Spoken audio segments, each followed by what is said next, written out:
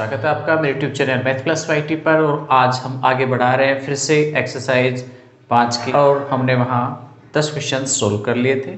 11वां हमारे पास है। क्या कह रहा है?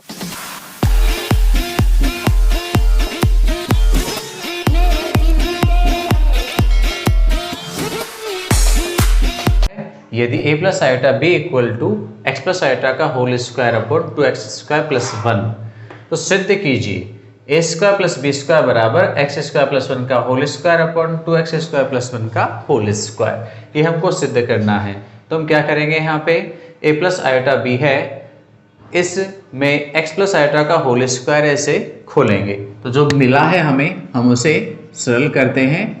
ये है हमारे पास a प्लस आयोटा b,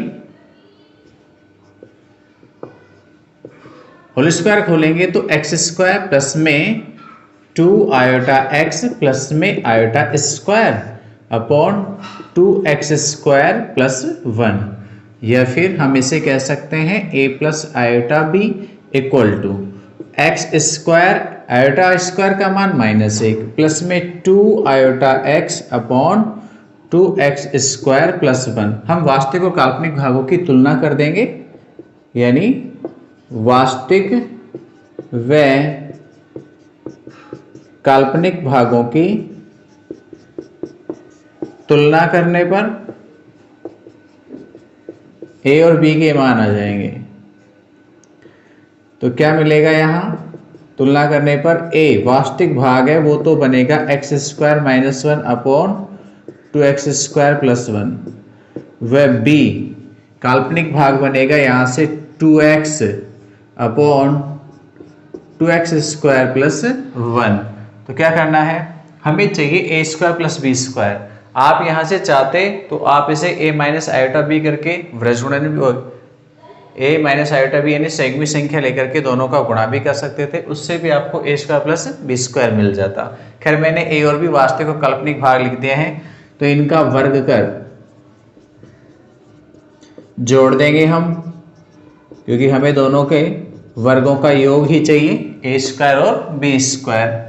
तो a का स्क्वायर a स्क्वायर और b का स्क्वायर b स्क्वायर, इनके सामने के जो मान है इनका भी वर्ग करेंगे, तो एक्स स्क्वायर माइनस 1 का स्क्वायर और नीचे हर में 2x स्क्वायर प्लस 1 का होल स्क्वायर। सेकंड वाले का भी वर्ग करेंगे, यानी b का भी, तो ये मिलेगा 2x का होल स्क्वायर और नीचे जो मान है वो है 2x स्क्वायर प्लस 1 का होल स्क्वायर। दोनों में हर समान है तो हर इतना ही रहेगा, 2x स्क्वायर प्लस 1 का होल स्क्वायर। इसका होल स्क्वायर खोलेंगे तो x टू पावर 4 और माइनस में 2x स्क्वायर प्लस में 1, और इसका वर्ग करेंगे तो हो जाएगा 4x स्क्वायर। हम इन्हें वापस सरल करके लिखें तो 2x टू पावर 4 माइनस का 2x स्क्वायर प्लस का 4x स्क्वायर, तो कितना बच जाएगा, प्लस में 2x स्क्वायर और प्लस में 1 भी है, और 2x स्क्वायर प्लस 1 का होल स्क्वायर। आप इसे देखें तो ये क्या है, x स्क्वायर प्लस 1 का होल स्क्वायर है, और नीचे है वो है 2x स्क्वायर प्लस 1 का होल स्क्वायर। और यही हमको सिद्ध करना था कि a square plus B square बराबर एक्स स्क्वायर प्लस 1 का होल स्क्वायर और 2x स्क्वायर प्लस 1 का होल स्क्वायर होता है। ठीक है, तो ये सत्यापित हुआ, स्क्रीनशॉट ले लें। प्रश्न नंबर 12 को देखें तो कहता है माना z1 बराबर 2 माइनस आयोटा z2 बराबर -2 प्लस आयोटा, तब निम्न का मान ज्ञात कीजिए। सबसे पहले पूछा है वो है रियल पार्ट किसका, z1 z2 अपॉन z1 बार का। देखो हमें z1 पता है तो z1 बार क्या होगा, z1 बार होगा, यहाँ पे क्या कर दें, काल्पनिक भाग का चिन्ह बदल दें, यानी आयोटा वाले पद का चिन्ह बदल दें, तो 2 प्लस आयोटा z1 बार हो जाएगा। ठीक, अब हमें चाहिए z1 z2 का गुणा, तो हम निकालते हैं z1 z2। z1 की जगह 2 माइनस आयोटा और z2 की जगह पर -2 प्लस आयोटा, तो कर दीजिए इनको गुणा। क्या मिलेगा, माइनस में 4 प्लस में 2 आयोटा और प्लस में 2 आयोटा और माइनस में आयोटा स्क्वायर, -4 प्लस 4 आयोटा और ये बन जाएगा +1। तो ये बन गया -3 + 4 आयोटा। ये तो हो गया Z1 Z2 और साथ में हमें चाहिए Z1 बार का भाग यहाँ पे, वह Z1 Z2 अपॉन Z1 बार। तो ये क्या बनेगा -3 + 4 आयोटा। ये तो हो गया Z1 Z2 और Z1 बार कितना है 2 प्लस में आयोटा। तो हम इसे गुणा कर देंगे कितने से 2 माइनस आयोटा से। तो ये 2 माइनस आयोटा हो गया। ठीक है, अब गुणा करेंगे तो -6 और प्लस में 3 आयोटा, 4 आयोटा को 2 से करेंगे तो 8 आयोटा और 4 आयोटा को माइनस के आयोटा से करेंगे तो -4 आयोटा स्क्वायर। नीचे गुणा करेंगे तो 2 का स्क्वायर प्लस में 1 का स्क्वायर। ठीक है, तो अब आगे देखें Z1 Z2 अपॉन Z1 बार का मान -6 और आयोटा स्क्वायर का मान -1, -1 गुणा -4 हो जाते हैं प्लस के 4 और बाकी 8 और 3 11 आयोटा। हर की बात करें तो हर में संख्या बन गई 5, 2 का स्क्वायर 4 और 1 5। तो ऊपर देखें तो -2 प्लस में 11 आयोटा और बटे में 5। हमें यहां से चाहिए रियल पार्ट, तो रियल पार्ट किसका Z1 Z2 अपॉन Z1 बार का। तो कितना है वो -2/5। ये काल्पनिक भाग है जिसमें आयोटा आ रहा है। और यदि पूछ भी लेता है आपसे imaginary Z1 Z2 upon Z1 बार तो आप कितना लिखोगे उसे 11/5। ठीक है, हालांकि हमसे यही पूछा गया है तो हमने ये बता दिया है कितना होगा -2/5। फिर भी यदि आपसे इमेजिनरी पार्ट पूछे तो कितना आ जाएगा आयोटा का गुणांक 11/5। तो चलिए स्क्रीनशॉट लें। तो 12वें के सेकंड पार्ट को आप हल करने की कोशिश करना। हम वैसे भी जानते हैं Z1 और Z1 बार का जो गुणा है वो क्या होगा Z1 के मापांक का वर्ग होगा, तो वहां आयोटा का पद होगा ही नहीं। तो वहां पूछा गया था इमेजिनरी पार्ट कितना होगा 0 हो जाएगा। तो छोटा सा क्वेश्चन था इसलिए मैंने कराया नहीं, आप उसे हल करने की कोशिश करना। 13वां क्वेश्चन है, वो भी हमारे पास पीछे ऐसे क्वेश्चंस बहुत सारे हो गए हैं ध्रुवीय रूप में बदलने का। पहले मानक रूप में बदलिए फिर ध्रुवीय रूप में बदल दीजिए। ठीक, तो आगे बढ़ते हैं हम 14वें प्रश्न की तरफ। कहता है यदि x minus iota y 3 plus में 5 आयोटा -6 -24 आयोटा किस संयुग्मी है। ये जो संख्या है ये किसकी संयुग्मी है -6 -24 आयोटा की। तो संयुग्मी है तो x और y के मान बताने हैं। ये कोई संख्या है, प्रश्न क्या कहता है कि x माइनस में आयोटा y इंटू 3 + 5 आयोटा ये बराबर है इस संख्या की संयुग्मी के। तो हम इसकी संयुग्मी लिख देते हैं। -6 प्लस में 24 आयोटा इसकी क्या बन गई संयुग्मी बन गई है। ठीक है, ये किसकी संयुग्मी है इस संख्या की जिसमें आयोटा का चिन्ह बदल दिया गया है। तो ये संयुग्मी हो गई। हम इसे सरल करते हैं और वास्तविक काल्पनिक भागों की तुलना करके x y के मान निकाल देंगे। तो गुणा कीजिए, कितने कितने आएंगे 3x और x को 5 आयोटा से करेंगे तो प्लस में 5x आयोटा। आयोटा y को करेंगे 3 से तो -3 आयोटा y और -5 आयोटा स्क्वायर y बराबर में -6 प्लस में 24 आयोटा। सरल करना चाहेंगे 3x आयोटा स्क्वायर का मान -1 होता है, -1 गुणा -5 कितने हो जाएंगे +5y। तो ये प्लस का 5y आयोटा नहीं है इसलिए इसको इधर लिख दिया है। और इन दोनों पदों में आयोटा कॉमन है तो कॉमन ले लेंगे, बचेगा 5x माइनस में 3y और बराबर में है -6 और प्लस में 24 आयोटा। वास्तविक और काल्पनिक भागों की तुलना करेंगे। वास्तविक व काल्पनिक भागों की।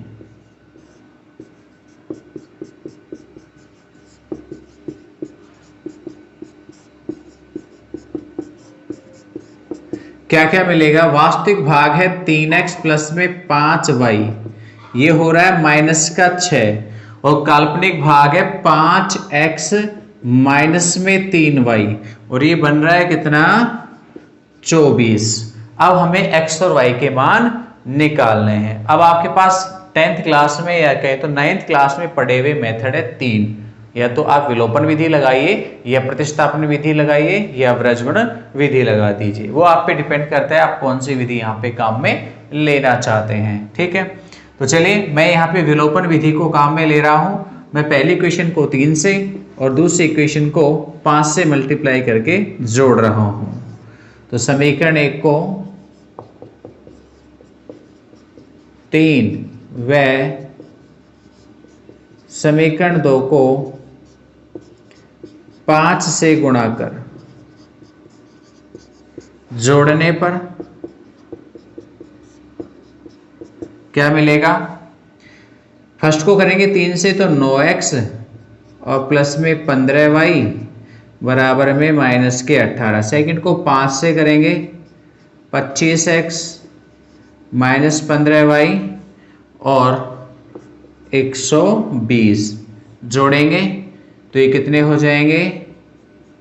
34x, ये कट जाएगा और इन्हें जोड़ेंगे तो हो जाएगा 102। तो हम यहां से x निकालना चाहें तो x बराबर 102 बटे 34।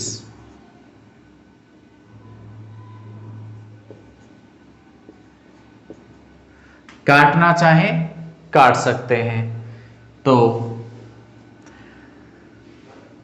कितनी बार?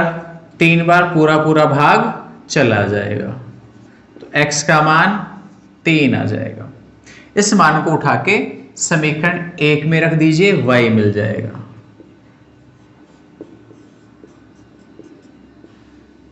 तीन गुणा x की जगह भी 3 प्लस में 5y और बराबर में माइनस के 6, तो 5y बराबर -6 और 9 को इधर लाएंगे माइनस के 9, तो 5y बराबर -15, तो y बराबर माइनस का 3 आ जाएगा। ठीक है, माइनस के 15 में 5 का भाग देंगे तो y 3 हमको मिल जाएगा। लीजिए स्क्रीनशॉट। प्रश्न नंबर 15 को देखें तो कहता है 1 plus iota upon 1 minus iota minus 1 minus iota upon 1 plus iota का मापांक ज्ञात कीजिए। सरल करना चाहेंगे हम इसे, ताकि हम इसका मापांक निकालें उससे पहले हमें इसे मानक रूप में लिखना पड़ेगा। तो क्या करेंगे? लघुत्तम लेंगे। लघुत्तम आएगा 1 माइनस में आयोटा 1 प्लस में आयोटा, तो यहाँ 1 प्लस आयोटा से 1 प्लस आयोटा मल्टीप्लाई होगा होल स्क्वायर, और यहाँ 1 माइनस आयोटा से 1 माइनस आयोटा गुणा होगा तो ये भी होल स्क्वायर हो जाएगा। होल स्क्वायर खोलेंगे तो 1 प्लस में 2 आयोटा प्लस में आयोटा स्क्वायर, और यहाँ खोलेंगे तो 1 माइनस में 2 आयोटा प्लस में आयोटा स्क्वायर, और नीचे 1 का वर्ग और 1 का वर्ग। ठीक है, नीचे तो संयुग्मी संख्याएं हैं तो गुणा करेंगे तो वास्तविक भाग का वर्ग काल्पनिक भाग का वर्ग। सरल करिए 1 प्लस में 2 आयोटा और प्लस में आयोटा स्क्वायर। आप चाहे तो मान भी रख सकते हैं, मैं मान इसलिए नहीं रख रहा हूं क्योंकि हम जब इनको आगे हल करेंगे तो वैसे ही कट रहा है। Plus iota square minus iota square -1 और +1 कट जाएंगे। नीचे कितना है? 2, तो z बराबर कितना हो गया? 4 आयोटा अपॉन 2, तो z बराबर 2 आयोटा। ये z का मान है, इसलिए z का मापांक क्या बनेगा? वास्तविक भाग तो है नहीं तो 0 और प्लस में काल्पनिक भाग का स्क्वायर, तो 4 का वर्गमूल निकालेंगे कितना आएगा? 2 आ जाएगा। तो दी गई संख्या का जो मापांक है वो 2 होगा। स्क्रीनशॉट ले लें। प्रश्न नंबर 16 एग्जाम की दृष्टि से बहुत इंपॉर्टेंट क्वेश्चन है, पेपर में खूब आता है, हाफ ईयरली में, एनुअल एग्जाम में। तो देखिए क्या है, यदि x प्लस आयोटा वाई का होल क्यूब बराबर u प्लस आयोटा v, तो दर्शाइए यानी सिद्ध कीजिए u by X plus v by Y equal to 4x square minus Y square. ये वैल्यूज आपको मिली है, हम इसी को लेके चलेंगे। क्या मिला आपको? x प्लस में आयोटा y का होल क्यूब मिला, ये बराबर है u प्लस आयोटा v के। उधर भी कॉम्प्लेक्स नंबर है, इधर भी कॉम्प्लेक्स नंबर है। हम उसको एक्सटेंड करेंगे यानी उसको प्रसारित करेंगे और फिर दोनों की तुलना करेंगे वास्तविक और काल्पनिक भागों की। तो इसका प्रसार लिखिए, क्या बनेगा? a प्लस b के होल क्यूब की सहायता से हम इसका प्रसार लिखेंगे तो ये बन जाएगा, सूत्र लिखूं या वैसे लिखा चुके हम पहले सारे, तो आपको याद होने चाहिए, तो मैं फिर से लिख देता हूँ एक्स क्यूब प्लस में 3x स्क्वायर गुणा में आयोटा वाई प्लस में 3 गुणा x गुणा आयोटा वाई का होल स्क्वायर और सबके लास्ट में आयोटा वाई का होल क्यूब। तो होल क्यूब हो गया, बराबर में है u प्लस में आयोटा v। और सही सरल रूप में लिखें तो एक्स स्क्वायर प्लस में 3x स्क्वायर वाई आयोटा, और यहां से आयोटा स्क्वायर आएगा इसमें, तो ये माइनस में कन्वर्ट हो जाएगा, तो 3xy स्क्वायर बनेगा, और प्लस में आयोटा क्यूब यहाँ पे बनेगा। तो आयोटा क्यूब का मान लिख दूं, कितना होता है माइनस में आयोटा और वाई क्यूब बराबर में u प्लस आयोटा v। या फिर आप इसे और सरल करके लिखें तो x क्यूब और माइनस में 3xy स्क्वायर, और नेक्स्ट में आयोटा कॉमन ले लेंगे हम, तो बचेगा 3x स्क्वायर वाई माइनस में वाई क्यूब, और बाहर आयोटा कॉमन u प्लस में आयोटा v। अब दोनों तरफ एक एक संख्या है, ये इस संख्या का वास्तविक भाग है, ये काल्पनिक है जिसमें आयोटा गुणांक है, यहाँ u प्लस आयोटा v। तो तुलना कर देंगे, वास्तविक और काल्पनिक भागों की तुलना करेंगे हम। तो वास्तविक भागों के रूप में तो मान मिलेगा एक्स क्यूब माइनस में 3xy स्क्वायर बराबर में u, और v के लिए क्या मिलेगा 3x स्क्वायर वाई माइनस में वाई क्यूब बराबर v। यह आयोटा का गुणांक ये है और यहां पर आयोटा का गुणांक v है। फर्स्ट वाले में दोनों में x कॉमन है, क्या बचा x स्क्वायर माइनस का 3y स्क्वायर। वह सेकंड वाले में आपके पास यहां पर y कॉमन है, तो क्या बचेगा 3x स्क्वायर माइनस में y स्क्वायर बराबर v। हम इस x का यहाँ पे भाग दे देंगे, तो ये बन जाएगा x स्क्वायर माइनस में 3y स्क्वायर बराबर u अपॉन x। ठीक, वह यहां पर y का इधर भाग देंगे, तो 3x स्क्वायर माइनस में y स्क्वायर बराबर में v अपॉन y। ये समीकरण नंबर 2। हमें क्या करना है u अपॉन x और v अपॉन y का योग ज्ञात करना है। तो हम क्या करेंगे 1 और 2 को जोड़ देंगे। तो समीकरण 1 व 2 को जोड़ने पर 1 व 2 को जोड़ने पर कितना मिलेगा u अपॉन x और यहां से v अपॉन y बराबर में u अपॉन x का मान है x स्क्वायर माइनस का 3y स्क्वायर, तो x स्क्वायर माइनस में 3y स्क्वायर, और प्लस v अपॉन y का मान है 3x स्क्वायर माइनस में y स्क्वायर। तो x स्क्वायर 3x स्क्वायर हो गए 4x स्क्वायर, 3y स्क्वायर और 1y स्क्वायर कितने हो गए, ये भी 4y स्क्वायर। ये नेगेटिव है तो माइनस में है, 4 कॉमन आएगा, तो x square minus Y square. इधर क्या था u अपॉन एक्स प्लस में v अपॉन वाई। तो ये हमारे पास जो पूछा गया था वो मान आ गया है। इंपॉर्टेंट क्वेश्चन है एग्जाम के पर्पज से, तो आप इसे जरूर हल करना सीखें, स्क्रीनशॉट ले लें और आगे बढ़ें। 17वें प्रश्न को देखें, कहता है यदि अल्फा और बीटा भिन्न समृद्ध संख्याएं हैं, कॉम्प्लेक्स नंबर है, जहां बीटा का जो मापांक है वो कितना है 1 है, तब इसका मान हमें ज्ञात करना है। हमने एक चीज तो जानी है कि कोई भी संख्या है z, उसका मापांक और उसकी संयुग्मी संख्या का मापांक समान होता है। इट मीन्स यदि बीटा का मान है वो आपके पास 1 है, तो बीटा के संयुग्मी संख्या का मापांक भी 1 ही होगा। ठीक है, इतना हमने पढ़ा है। तो चलिए अब हम बात करते हैं जिसकी वैल्यूज हमसे पूछी गई है, किसकी, beta minus alpha upon 1 minus alpha bar और बीटा। ठीक है, अब देखो बीटा का मान मिला है तो हम जो भी करेक्शंस कर सकते हैं वो बीटा में कर सकते हैं। तो हम क्या करेंगे, इसमें बीटा से बीटा बार से अंश और हर में गुणा कर देंगे। मैंने बीटा बार से अंश में गुणा किया तो ये beta minus alpha as it is, और नीचे बीटा बार से हम इसे गुणा करेंगे तो बीटा बार माइनस में अल्फा बार, बीटा बार और बीटा। ठीक है, आप चाहें तो बीटा बार को इधर भी गुणा कर दीजिए, हमने पहले समझा दिया क्रम विनिमय नियम का पालन करती हैं कॉम्प्लेक्स नंबर, तो उससे कोई फर्क नहीं पड़ेगा। मैंने इधर लिखा है, आप चाहें तो इसे इधर भी लिख सकते हो। बीटा इंटू बीटा बार का मान क्या होगा, क्योंकि बीटा इंटू बीटा बार बराबर बीटा के मापांक का स्क्वायर, यानी कितना हो जाएगा, 1 हो जाएगा। तो यहां से ये जो मान है ये कितना हो जाएगा, 1। तो वैल्यूज क्या बनेगी, नीचे ही लिख देता हूं।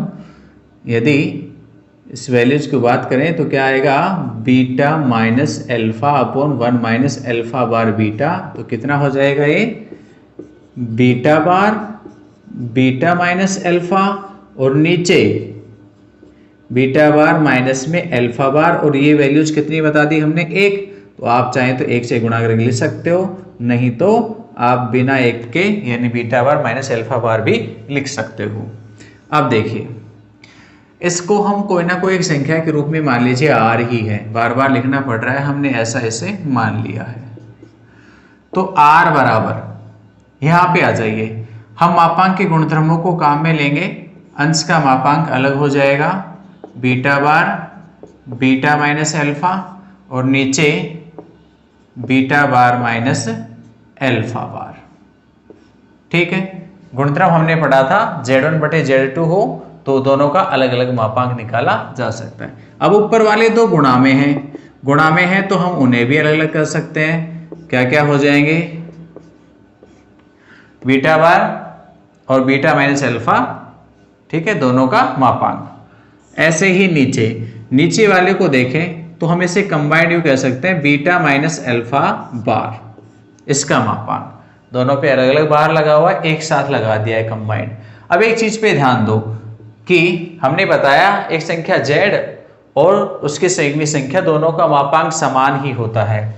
तो बीटा माइनस एल्फा भी एक संख्या है, तो बीटा माइनस एल्फा की संयुग्मी संख्या है, तो ये दोनों का मापांक कैसा है, समान है, तो ये दोनों क्या हो जाएंगे, कट जाएंगे। तो r बराबर ये मान तो कितना हो गया, 1 लिख रखा है, बीटा बार का मान भी कितना होगा, मापांक 1 होगा, और ये दोनों क्या हो जाएंगे, कट जाएंगे, समान है इस प्रॉपर्टी के वजह से। तो हमारे पास मान कितना आ गया, 1 आ गया। ठीक है, बीटा बार का मान 1 है और ये कटेंगे तो यहाँ भी 1 ही मिलेगा, तो हमारे पास मापांक 1 आया। ले लीजिए स्क्रीनशॉट। 18वां प्रश्न है, वो है हमारे पास समीकरण कितना, 1 माइनस आयोटा मोड की whole power x equal to 2 की पावर x के शून्येतर पूर्णांक मूलों की संख्या ज्ञात कीजिए। शून्येतर पूर्णांक, शून्येतर का अर्थ क्या होता है, जो शून्य नहीं हो, शून्येतर यानी शून्य के इतर, यानी जो 0 नहीं हो। तो ऐसा पूर्णांक जो 0 नहीं हो उनकी मूलों की संख्या, पूर्णांक मूल चाहिए और उनकी संख्या कितनी होगी ये बतानी है। तो ये समीकरण है, समीकरणों के मूल कितने होते हैं वो डिपेंड करती है घात पे, कि घात कितनी है, क्योंकि पीछे हम बता चुके हैं यदि n घात की समीकरण है तो उसमें n मूल होंगे। अब ये तो सोचना ही नहीं है कि वास्तविक होंगे काल्पनिक होंगे, जैसे भी मिलेंगे, पर हम इतना जानते हैं कि घात जितनी होगी उसी से हमें को पता लग जाएगा कि उसमें कितने मूल होंगे। तो फिलहाल हम यहाँ घातों की बात करेंगे। यहाँ पे मापांक है आपके पास, तो हम मापांक निकालेंगे। 1 माइनस में आयोटा की whole power x equal to 2 की पावर x। हम ये जानते हैं 1 माइनस आयोटा का जो मापांक है वो कितना होता है, √1 का स्क्वायर प्लस 1 स्क्वायर यानी √2 होता है। तो ये वैल्यू चेंज हो जाएगी, कितना, 2 की घात √2 की घात x हो जाएगी। हमने मापांक 1 माइनस आयोटा की वैल्यूज पुट कर दी है यहाँ पर, और बराबर में 2 की पावर x है। रूट का अर्थ होता है घात कितनी होती है, 1/2, तो ये गुणा होगी किससे, x से। अभी तो बच्चे ये नहीं जान पा रहे हैं कि घातें किस रूप में है, आप 6th क्लास से पढ़ते आ रहे हो इन चीजों को।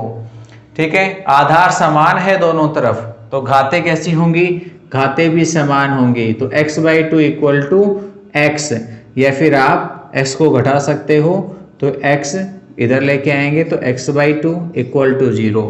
x में से x/2 को घटाएंगे, लघुत्तम ले लेंगे। वैसे तो सिंपल रूप में घटाना आ जाना चाहिए आपको। तो ये x/2, भाई वो 1 x था, ये आधा x है, तो आधा x बच जाएगा। या कहें तो x इक्वल टू 0, यानी घात कितनी हो गई, 0 हो गई। अब जितनी घात है उतने ही मूल हैं, इसलिए मूलों की संख्या कितनी होगी, 0 होगी, क्योंकि समीकरण की घात ही क्या है, 0 है, यानी घात 0 है तो हमारे पास कोई मूल नहीं होंगे।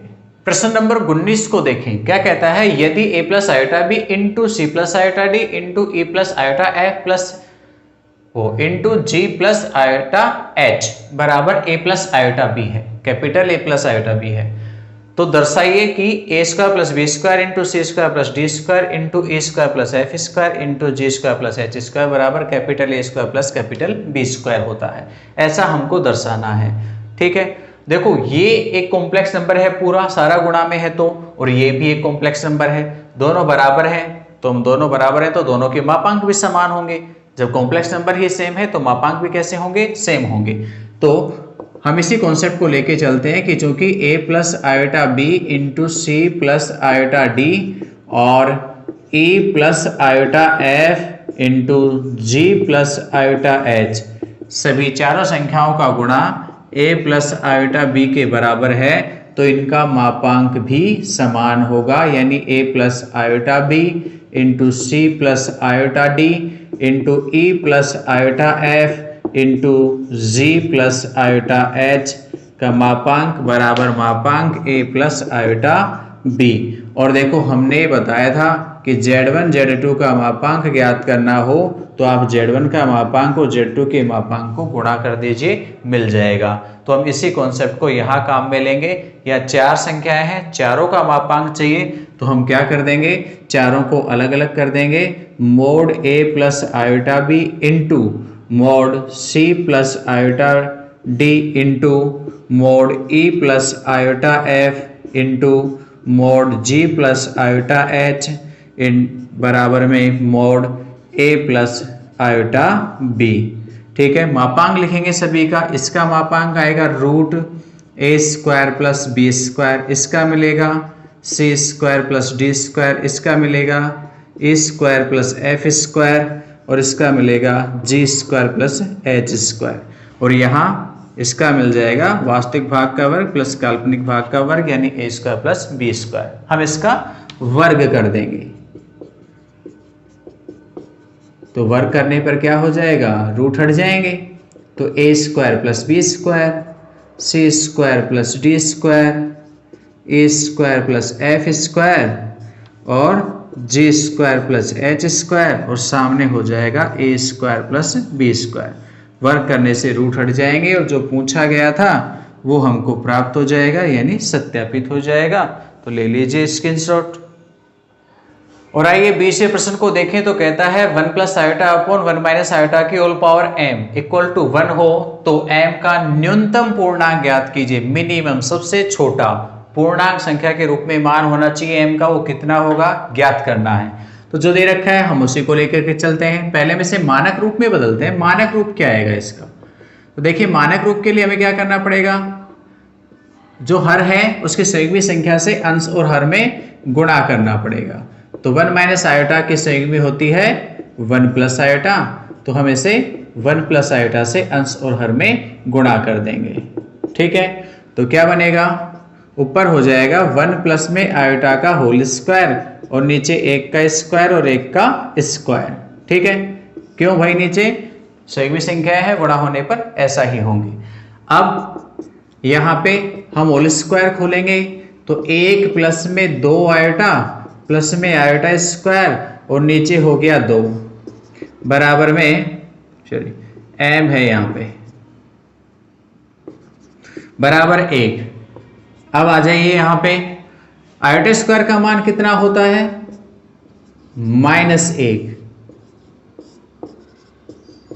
तो -1 प्लस 1 कट जाएंगे, क्या बच गया 2 iota upon 2 whole power m बराबर 1। तो ये 2 से 2 भी कैंसिल हो जाएगा, आयोटा की पावर m बराबर 1। अब देखो 1 में न्यूनतम मान कितना होता है, जब वो आयोटा के पदों में लिखा जाए तो हमने पढ़ा है आयोटा की पावर 4 का मान है, वो मान 1 होता है। मिनिमम घात 4 होगी तो आयोटा की वैल्यू जो है वो 1 हो जाएगी। तो 1 की जगह हमने आयोटा की पावर 4 लिख दिया है, क्योंकि हम जानते हैं आयोटा की पावर 4 ये सबसे छोटी वैल्यूज है जिस पर मान 1 होता है। तो यहाँ तुलना करेंगे हम, तो m बराबर 4 एक पूर्णांक संख्या है, सबसे छोटी है, जैसा पूछा गया था न्यूनतम पूर्णांक, तो न्यूनतम पूर्णांक हमको मिल गया है। तो स्क्रीनशॉट ले लें और इसी के साथ एक्सरसाइज पूरी हुई। नेक्स्ट वीडियो हम एक नेक्स्ट क्लास के रूप में, नेक्स्ट टॉपिक के रूप में लेकर आएंगे। तब तक के लिए इजाज़त दीजिए। और हाँ, यदि वीडियो अच्छी लगी हो तो लाइक ज़रूर करके जाएं और अपने दोस्तों के पास शेयर भी ज़रूर करें।